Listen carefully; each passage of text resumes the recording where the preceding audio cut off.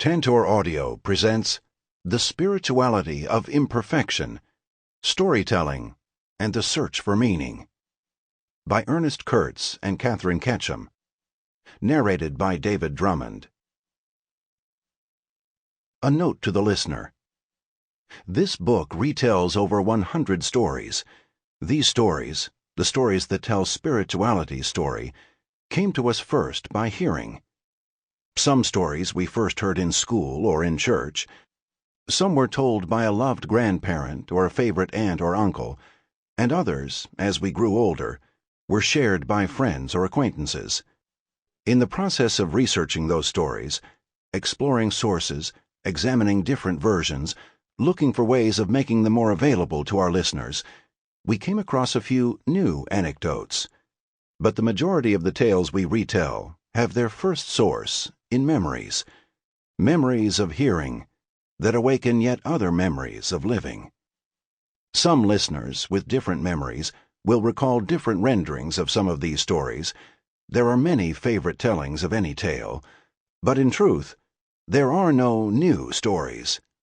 Stories become new to us when something in our own experience makes us ready to hear them. Story listening requires a childlike wisdom that combines innocence and experience, and no one can be both innocent and experienced in the presence of every story. And so not every listener will get every story, at least not right away. Story, like the spirituality that it conveys, cannot be commanded or forced. It must float loosely within its vehicle, the better to lodge in each hearer's individual spirit.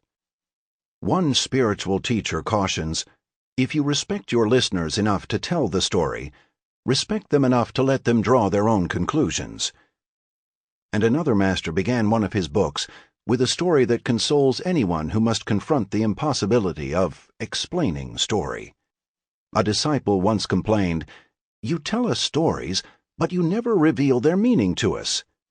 Said the master, "How would you like it if someone offered you fruit and chewed it up before giving it to you?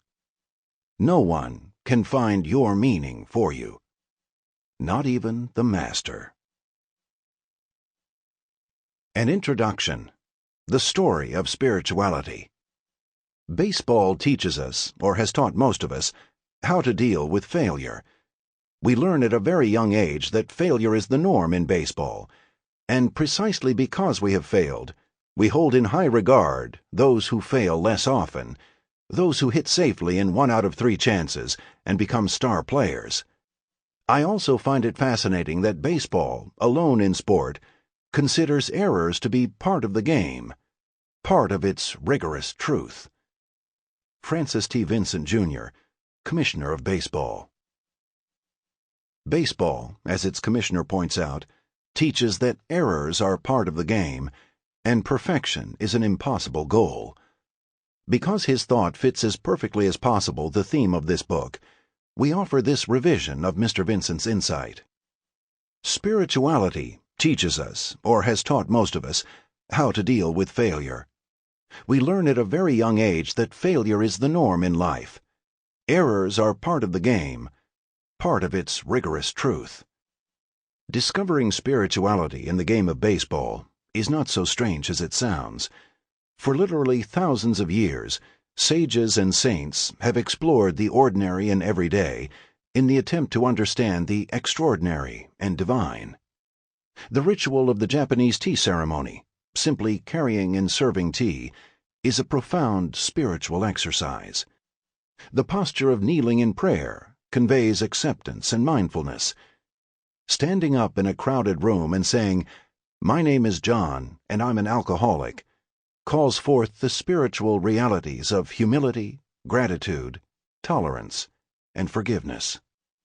Spirituality takes many forms, and all spiritualities do not look on failure and imperfection in the same way. But through the centuries, a recurring spiritual theme has emerged, one that is more sensitive to earthly concerns than to heavenly hopes. This spirituality, the spirituality of imperfection, is thousands of years old, and yet it is timeless, eternal, and ongoing, for it is concerned with what in the human Sample complete. Ready to continue?